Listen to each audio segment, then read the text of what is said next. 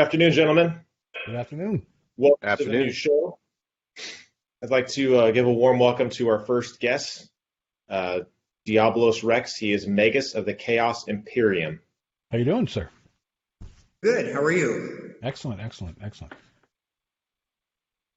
So we've got a few questions for you. You are one of the most interesting individuals on the face of this earth, whether people know it or not. So I think we'll jump right in. What is the Chaos Imperium exactly?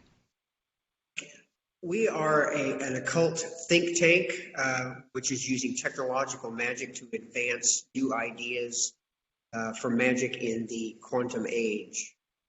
It's actually a book that I'm working on in reference to that, and hope to release within the next year. Oh, that's going to be great. Now, technological magic, right off the bat, some of our listeners are going to be like, huh? Well, I think that we see a lot of magic that I classify as peasant-oriented. It's something that's been practiced for thousands of years. I mean, we can chart it all the way back as far as its, the antecedents into ancient Egypt, and these involved both symbols and ephemera related to the earth itself, and a knowledge of basic science on the part of early practitioners of magic allowed us to create signs and symbols and language that could be manipulated. Well, we're living in the quantum age now, and so it's important to be able to use that knowledge that we have, that new information, to create a level of understanding for magic that is beyond anything we've ever done before. So we concentrate on that. We're involved in a lot of theoretical projects, and we do that through an arm of the order called Black Sun Occult Engineering and Design, in which we create and use machines, technological elements that directly interact with quantum elements of science and the smaller aspects of physical reality, because it begins at subatomic level, proceeds upward from there. So it's very theoretical, very experimental, but we've had really interesting results so far, and huge projects rise. Tell us about some of the results that you've seen. Yeah.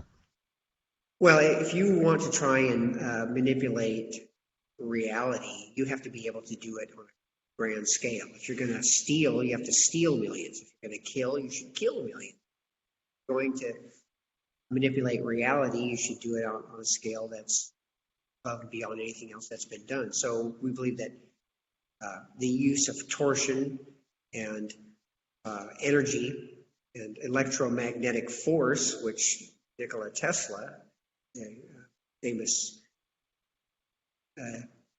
scientist and designer, he talked about these types of things as well, and so we're using a lot of his type of theories, his take on science, manipulated or turned over into the magical schema of things to make changes in reality as well.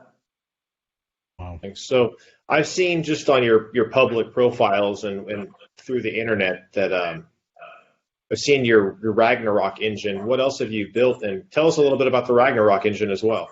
Yeah. Well, the Ragnarok engine is an 80,000-pound military-grade experiment in the creation of a force generator that can be used to create a singularity, psychic singularity, that the magician would weld with, become part of, and it may actually be able to propel you outside of physical space-time.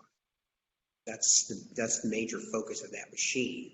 Wow. It could also theoretically be used to create what are called tulpas, or thought forms, as a byproduct of its actions.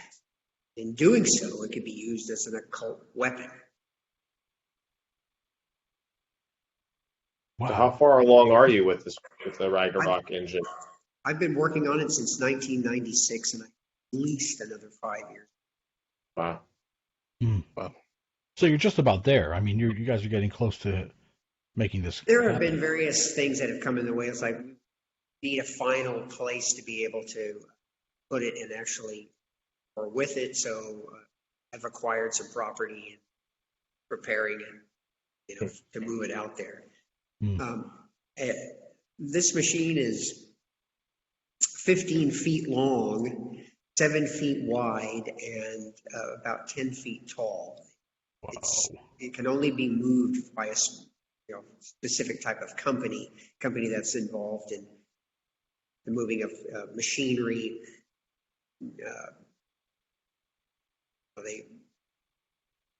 Crane work type of companies, this type of thing. And I'm in contact with people like that. So, but getting the compound ready for its move has been a major thing. So I haven't been able. Oh wow. Where's the compound? What's the address? I'm kidding. Just like, is it in the? Yeah, I'm not ready to let anybody know. I mean, if anybody wants to see it, I mean, I'm making plans to be able to publicly. Yeah, that'd be great. I'd love to come see it. Yeah. I believe that technology. Yeah, well, good. I believe that technology is art as well. It's beautiful, and I think that people would be seeing it, even if they didn't accept the premise behind its operative principles. You can still appreciate what it looks like. Because I believe these things should have an aesthetic edge to them as well, which is actually part of the metaphysics of its creation. Yeah, it's impressive. I've seen pictures of it. Is it funded solely by you and your company, or? Yes. Oh wow! Yeah, just by myself. Okay, wow. Interesting. That must have cost. I'm not wealthy by any means. I have sacrificed so much to make sure. Yeah. I'm not married. I have no kids. I don't have a girlfriend. I don't date. I don't spend money on superfluous and arbitrary things. I mean, I put all my money, resources into development of this type of tech on my own. And, I've never had a crowdfunding operation going. Or of any kind, though I might try to look for one eventually, because piece to this machine that has to be built, and it's going to be fairly costly. Wow. It's a sphere that fits inside of the ring configuration. If you actually look at the machine and you've seen that part of it, so there's a very specific type of chaos sphere that has to be built for this machine. So that might be great to have people who wanted to contribute to it. We might get something interesting out of that. Awesome. So this engine, and you're talking about creating a singularity, and a singularity, I mean, is simply something undefined. It's a significantly small event that could be huge in its consequences, or something like that. Or it could be something big that's uncontrollable, and things like that. So what I'm asking is what is it that you're trying to create? Is it something that's going to be contained in the chaos sphere and then directed at a desired result? Inside of the sphere wheel is where the singularity is created, and it could take the definition of what might be called a psychic chariot vehicle, something that the magician could become part of, held outside of physical reality. Wow. Okay. We talk, we hear a lot about like how monks can project outside of themselves and they can move, into these divine spaces and things. All of these so-called divine spiritual spaces all still exist inside of telluric space. That is quantifiable space. Even if it's a multiple dimension or an alternate dimension, it's still inside of quantifiable space. Well, how do we know this? It's because it has definition.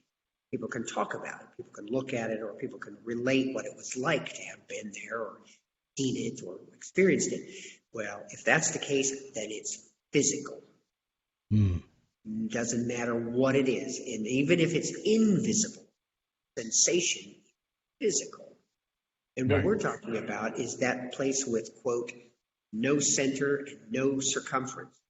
Now, that's just a magical reference to this state which is outside of the telluric or the mechanical or mechanistic universe.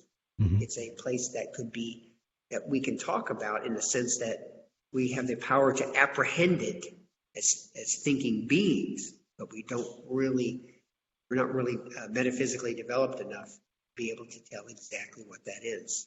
We're not philosophically developed either. So you have to get to a specific state to do that. And you can only do that, as far as we're concerned, through the practice of a very unique type of black magic. Mm. So what first drew you to black magic, and I guess the S word, Satanism? I've been interested in thaumaturgy, which is the correct definition of magic, as opposed to prestidigitation, which is stage magic, which is trickery, which isn't magic at all. Mm-hmm.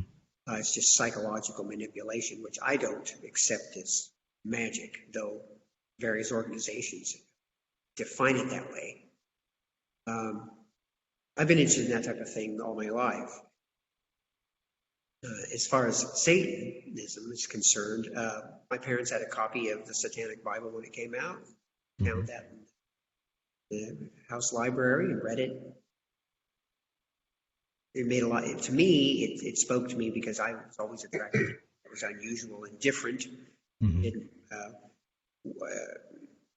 That other people I didn't accept. I was just kind of truculent and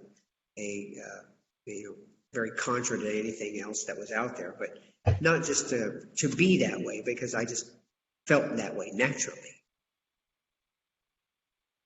So yeah, it goes all the way back to my early days. I'm 58 years old, so I've been involved in this for a very long time. Yeah, well. No, so I read somewhere that your parents were members of the Church of Satan. They were. Okay, so you would be considered they had attended some early lectures that Anton had put on in San Francisco. My mom was very interested in witchcraft and alternative thinking and stuff, and she still is. And so that's how that book actually found its way into the. So my father was much more objective, more science-based, and he was attracted to it because it seemed to give some kind of meaning to things that weren't spiritually oriented, but seemed to give more fill up to the senses, the physical senses of the world, by observing this as or accepting it as a lifestyle. Mm. So I've also read that you were a member of the Temple of Set. Is that correct? Correct. Yes, for a short time. Yes, a couple of years. So what led you to the Temple of Set versus the Church of Satan? They're hardcore magicians. Okay. And they have a very radical curriculum for the study of magic. It's very rigorous. I know several members of the hierarchy of that organization. They are mentally they're way above anybody else that's doing this type of work anywhere else. Mm-hmm. And when people meet them, they're like, I never thought of it that way. Yeah, so there's a lot of the things that I'm doing now that they find attractive, and I still have good working relationship with a few of them. I'm still on good terms with Dr. Occult. But I left the organization because I wanted to help advocate and push Satanism as a legitimate religion, and I was doing this in the 90s. That was the heyday of the so-called satanic panic, which was this all-out attack, objective, individualistic, and unique thinking. So there needed to be some kind of counterforce to that. And Dr. LaVey liked the way I looked and thought I spoke well, and that scared the shit out of the squares. So I found myself in a priest position fairly quickly and able to help. Yeah, I actually saw the episode of Montel Williams when I was quite young with you on it, back in, I believe that was 92, if I'm not mistaken. It was pretty early in the 90s, yes. He was a very nice fellow and very fair. Let me speak my piece, but he kept admonishing me during the commercial breaks to talk down to the level of the human animals because they didn't understand what I was saying. And, Well, and I also had to deal with a couple of no-goodniks on the program, self-professed experts in Satanism that were just overweight cops who barely get their bulk into a chair that that was provided for them, and tried to stare me down and lost. So, but yeah, that I love going toe to toe with people like that because I just despise them so much. Yeah. definitely. And it's funny, the Satanic Panic I was deep in. My father was law enforcement, so of course I did all the seminars and witnessed all of that. And something I'm kind of noticing today with the current moral panic that we're experiencing is the parallels between the Satanic Panic of the 80s and early 90s and the sort of kind of white scare, whatever you'd like to call it, of today. When you see like the occult community, for example, what's your impression of the occult community in general? First of all, the idea of occult community, a misnomer.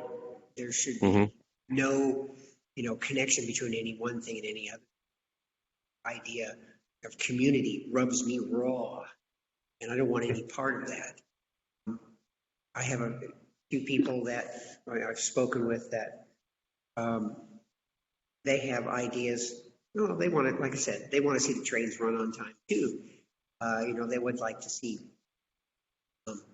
more order and more results, and therefore they're opposed to like certain ideas that are being promoted, witchcraft and elements of, should we say, Santa Muerte, worship of death, and like this, and even kind of these velvet robed etcetera types, and they're opposed to those types of things. They would like to see something that was more real, more down to earth, and truer to itself. And culturally, if any of those things happen to be of a Euro-Aryan centric perspective, you automatically become Satan's, Hitler's best buddy. And I'm opposed to those, those kind of conceptions because I think that, politics belong to the realm of the sheep anyway, and we have to transcend to a state that's, greater than the human position at this time. But I watch these things happen anyway, simply because it's part of what's going on. Witchcraft has a lot of traction right now, essentially made up of, young women who are politically extreme leftists, or they embrace a socialist ideology, but they don't even really understand what that is. And their perspective on it is oriented around, who's got the best looking pair of underwear with Baphomet on it, something similar. And boiling it down to the lowest common denominator. Yeah. Yeah, it's all belly button, it's lowest common. Like it's all about their clefts, it's like about their blood. And these things, again, are all telluric. They're all moon-based, all oriented in the mechanical universe. Well, that's not the transcendent realm. I mean, we have two realms. We have the chthonic, and that's the female. It's all oriented around moon and nature and reincorporation of the psyche-eccentric self into nature. You lose the distinction of what you are in nature, as opposed to the Demetrian, which is solar-based or black sun-based, and it's masculine, and it's all about the hyper-refinement of the individualistic being to a point at which it becomes so rarefied and so unique amongst all other forms of energy and matter. Physical universe can no longer contain it. Escape, physical space-time. And that's what my order is all about. It's about the working toward making that happen. So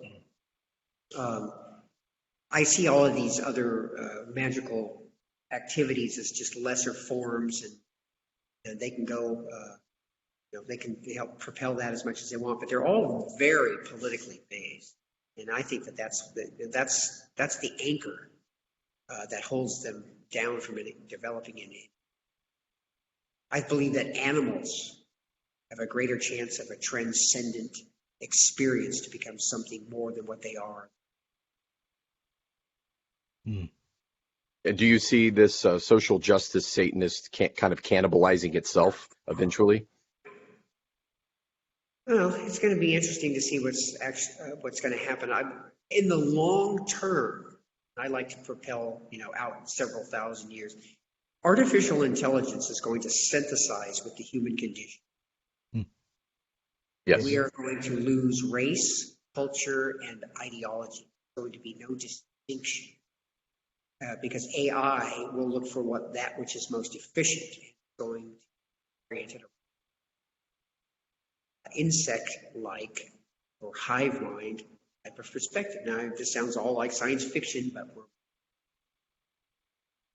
and it is going to be driven by artificiality, by machines that can think, divine, much faster than the human brain. And it is unstoppable. The only thing that might change any of that is full-on thermonuclear global, exchange.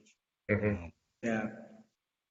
Because we've already got AI that's like smarter than insects. It's not quite as smart as we are. And there's also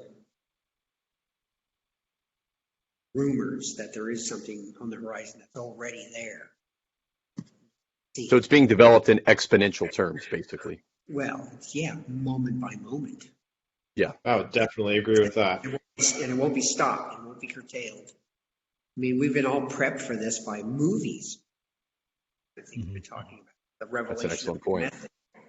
Method. From the revelation of the method is one of the manifestations that in ancient people were going to be given knowledge about what was going to happen to them. Couldn't do it. Well, why would you want people to know about it if they couldn't do anything about it? Well, the utter fear that would be given off by people would itself be a form of energy that could be used magically by their antagonists. So it's not something to be repressed. It's supposed to be piecemealed out specifically over time. And media is a perfect vehicle for that. So Rex, you consider yourself to be a theistic Satanist. Am I correct on that? Well, if by that definition, do I even an exterior corporeality? Yes, I do. But my perspective on a super consciousness is very different than what other theistic Satanists think, and it's even different than what the Temple of Set believes. Right. And if you want a working definition of it, then here it is. It's our perspective within the Chaos Imperium that this being inside the quantifiable universe, it's of such power and originality and uniqueness that you could not be in its presence, live. It would be eliminated. The only way we can understand it, it would be through a secondary avatar type element of it. And that would be something that could be projected into physical space-time, and we could have some form of interaction with it. The only thing that we can really understand with it are going to be elements that we would incorporate, that we would experience every day as human beings, but then higher philosophical and magical aspects, because we do have divine spark within us. But we're still not dealing with the transcendent being itself. We're dealing with, as I said, a projection of hologram, if you will, of its most understandable aspects. And so in this respect, yes, I don't believe that what we interact with in the actual being itself, only that which we can understand. And it is the goal of my order for us to get to a level in which we could leave that element of physical universe that we can understand and go to this other part where we can actually interact with this being in its most realistic sense. Okay. So you don't believe in, I guess, the characters of God and Satan, like in, for example, the Holy Bible. It's No. not. Okay. No, I believe that those are very, very primitive perspectives on how this super consciousness actually. The one thing that religion pushes is the fear of being distinct from your creator. Everybody wants to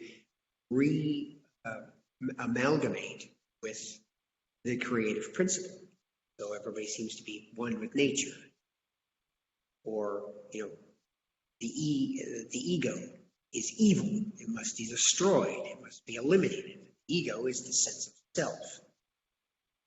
The id, of course, being, by psychological definitions, is supposed to be all sensation and lust and the mechanistics of pleasure, these types of things. These are all just physical manifestations.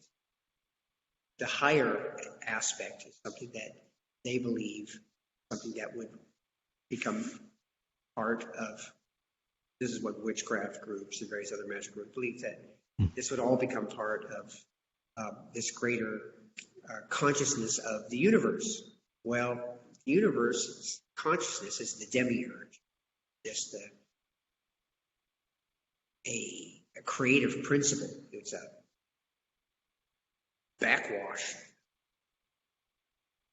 elements left over from the explosion of the Big Bang, and these creative aspects are something that have been interpreted by major world religions as God. Well, that's not God. Just the ideas, the blueprints that were put into.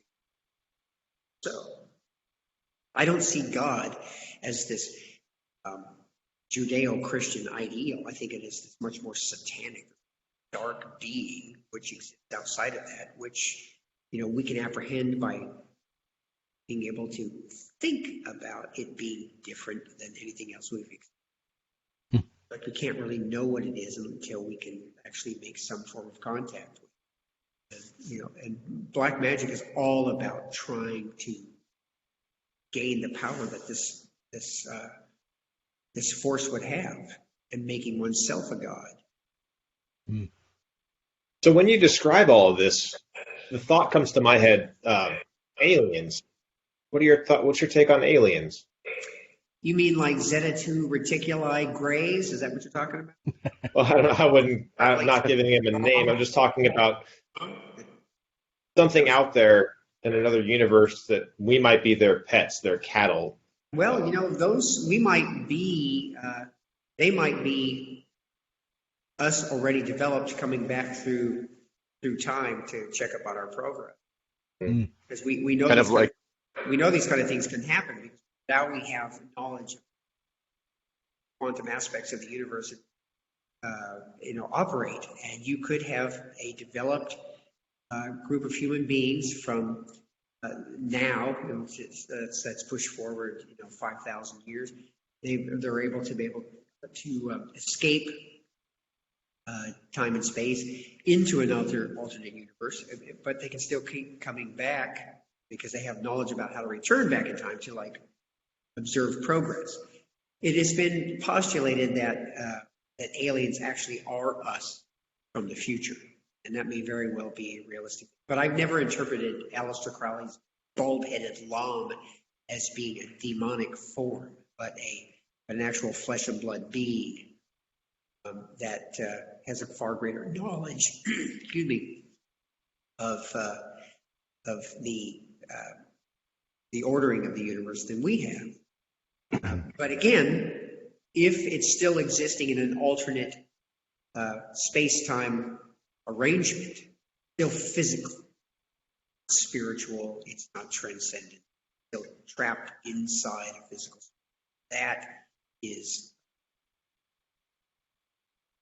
That's the hologram that we're chained to make that escape. Do you lend any credence whatsoever to the simulation hypothesis? That because I've watched some TED Talks from physicists, and they've talked about being able to actually see certain computer code in the cosmos, and also going back to kind of what you were saying as being the way technology advances exponentially, that technology has advanced, and they are then coming back and just kind of what you were explaining a moment ago about 5,000 years and then coming back, and we are them. That's still an aspect of the physical universe that we would be controlled underneath. It would still be an element of what would be called the demiurge, creative principle. They're simply foot soldiers for that type of development within physical, quantifiable space-time. And the ultimate rebellion is to be able to escape that form of control and make it real. So yeah, I think there are all elements of that which are playing a part in the control of the human equation. The interesting thing is, it's like, why would anything go to effort to watch what was going on with us? And is there a possibility that this is happening anywhere else? Well, when you think about the amazing amount of space and of the literally trillions of worlds that could have life on them, to just presume that this is the one, though it might just belong to just this dimension, is absurd. Yeah. Did you see, I don't know if you caught this video, it was on YouTube.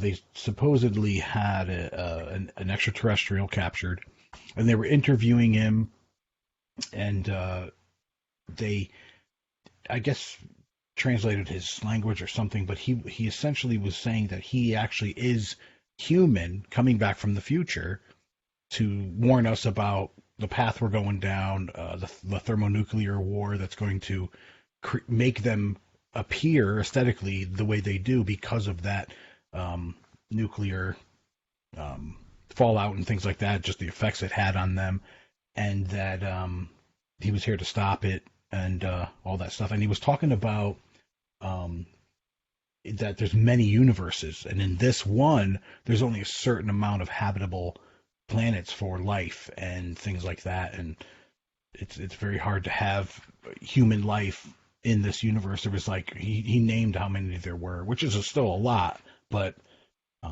very hard to get to and things like that. So did you catch that video on there? I haven't seen that one, but I have so interesting. read and have seen other videos that are similar, and I believe that a lot of that is Black Ops military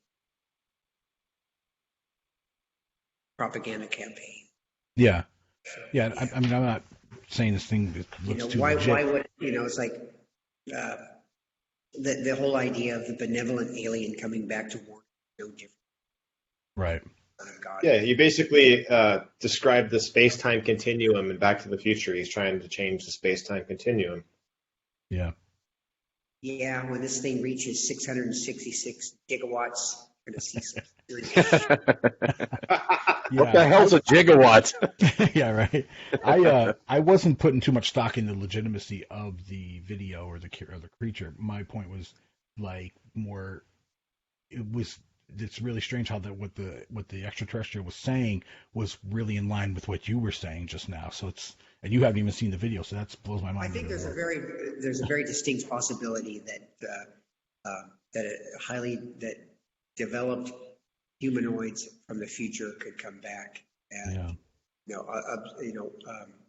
make observations or carry out operations for whatever reason. Mm-hmm. high intelligence experiments, etc., and that could be a very realistic thing. But I also believe that AI will synthesize with human condition to such a degree, and I haven't seen that really with so-called gray aliens. They seem to be pretty much organic beings themselves. I would think that there could be, in a hostile universe, you would probably go for something much more robust than just a tiny little body with a huge head.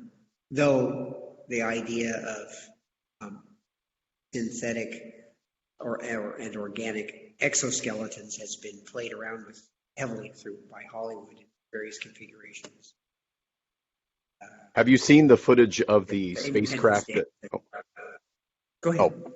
Sorry about that, Rex. There was some footage of a spacecraft that some Navy pilots had filmed. It was on the news recently, and everything that it was doing was defying physics, as we understand it. Have you seen that video at all? I've seen many videos like that. Okay. Most of that is our military technology taken to a high level and developed from technology that ended up on this planet through various means, and we've developed it and taken it to another levels. The TRB, which is a triangular shaped craft, which has been photographed and seen through at Area 51, but also at other facilities, is a multiple beam projection craft that can make itself look like it's not only just one craft itself. It can make itself look like a squadron of them because it's using holographic imagery, which is superior to the ship's unique surface material. The programs that are developed by secret PR government are absolutely mind-boggling. I mean, they're like years and years ahead of anything that conspiratorial people are thinking about.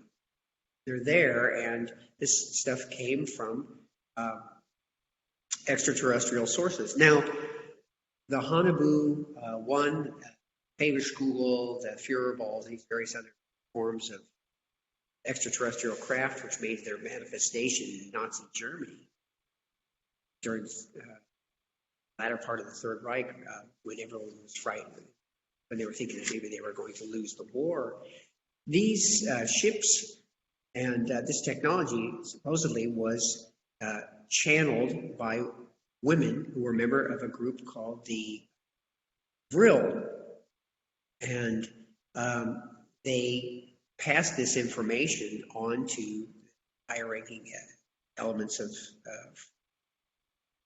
Hitler's regime and to his scientists, and they began working on the programs to develop the first flying saucers. These saucers, there are photographs of them with guns, with primitive electromagnetic laser technology, etc., etc. Several of them were reported to have been able to leave the stratosphere and go directly into space. One of them, the Hanabu 3, was over 400 feet in diameter and was propelled by Tesla technology. Now, this ship supposedly, and a group of other ones supposedly, left the stratosphere, moon. From there, went on to other places.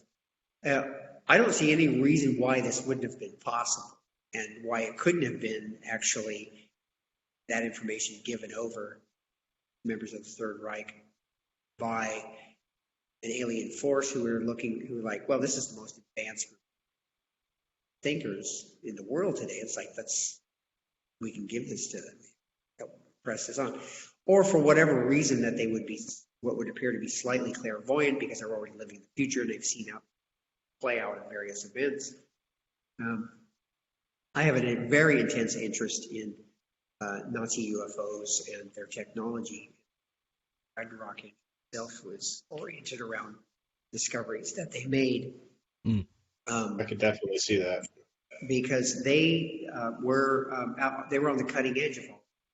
And after the fall of Berlin, this information went in two separate directions. All of the technology, the physical means for being able to hypersonic warfare became part of the American echelon of military, and all of the psychic aspects that they were dealing with. The Russians got it. The Russians went full bore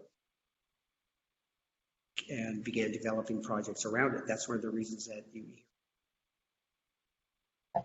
telekinetic elements of Russian children and some of the women that they had actually worked with, or Russian soldiers that had made sojourns into Tibet and had actually come in contact with some of these forces.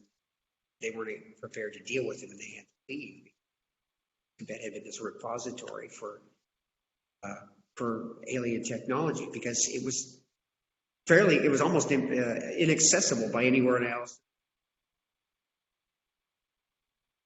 So I talk about these things on Clyde Lewis's program. I don't know if you. Oh yeah. It's really interesting. It blows my mind to try to fathom some of these ideas, but. Do you have any military background? I was in the service for about 8 years. Okay.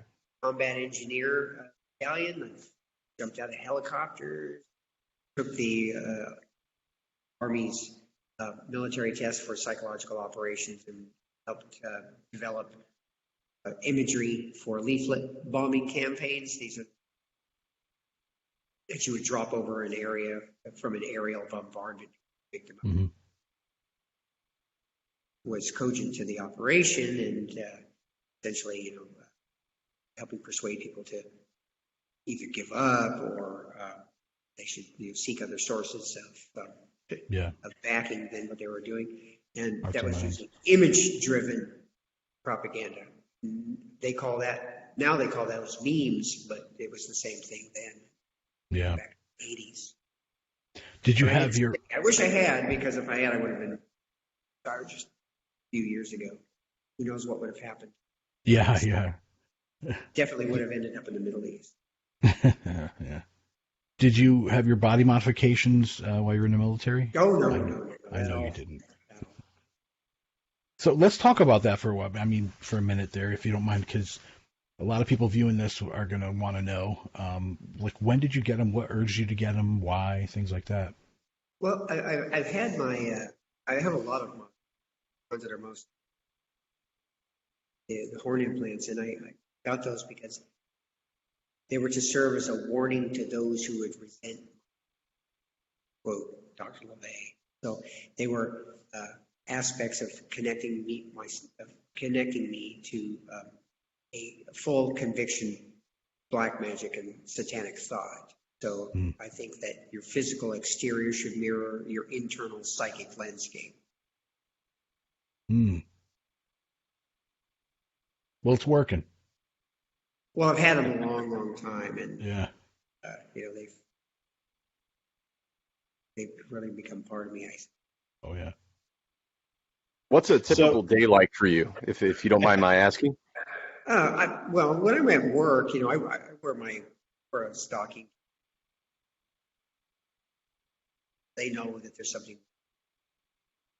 They're pretty accepting, friendly, and open. And my employers have always, my employers in whatever I've done have loved me. Yeah. I had one employer say, you're becoming steadily. Well, could you repeat that, Rex? I'm sorry, yeah. you were breaking up there. One of my early jobs, I had one of my employers say, you're steadily becoming unemployable with all of the modification. And I said, really, why is that? He said, well, people might, that, whatever, they might find that unacceptable, and they might. make a complaint. And I said, well, let's look at it a different way. If you understood the amount of discipline and self-sacrifice that it would take to undergo the modifying of the body, if that type of pain and inconvenience were turned into a positive form of activity, such as in the performance of one's job, you wouldn't just be a good employee, you would be an exceptional employee. So why don't you look at it that way? That's why I never thought of it. Yeah, that makes sense. So That's the third side perspective. Yeah. well, yeah, but people don't think that. Right. And Right. and they only see it this way or that way. I mean, you add another element to the equation, and they shit themselves because they well, I never thought of it that way, or they don't know how to go about examining this other element. It's like all of a sudden a window in their psyche has been opened to a whole other world that's just beyond the pain of their PANE, like their experience, and all of a sudden it's like changed for them. And that can either be a good thing, or they can't handle it and they have an existential crisis and they kill themselves, and that's a good thing too. So, Awesome. So Rex, how can someone get involved or find more information on the Black Sun Occult Engineering and Design and the Chaos Imperium? I'm working on a website for that. I have so many things going, I can only do a little bit at a time on each. I know your feeling. Yeah. That's that'll be under chaosimperium.org when it goes up, and there'll be a whole section on Black Sun Occult Engineering and Design is the element that deals specifically with the development of magical technology. That's like not only the Ragnarok engine, Epiphon. Mm-hmm.